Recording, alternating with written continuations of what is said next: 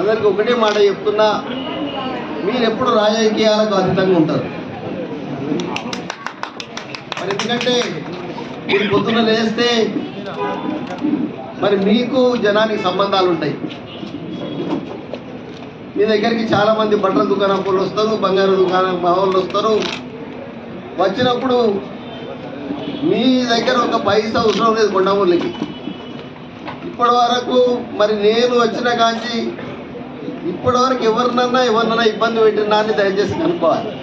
ఆ వాసవి కన్యకా పరమేశ్వరి సాక్షిగా చెప్తున్నా.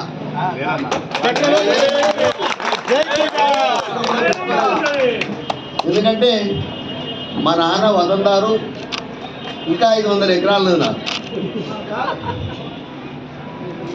మొన్ననే 16 ఎకరాల మీద ఎలక్షన్కి వచ్చిన 70 కోట్లు ఖర్చు పెట్టిన. ఇప్పుడు అందరికీ తెలుసు. అన్న మీరు వ్యాపారి కూడా. వరంగల్ జిల్లాలో మొట్టమొదటగా మరి ఛాంబర్ ఆఫ్ కామర్స్లో ఉండేది మరి మా నాన్న పేరే. మా కొండలే రైస్ మిల్ ఉండే, ఆయిల్ మిల్ ఉండే, పార్బాయిల్ మిల్ ఉండే.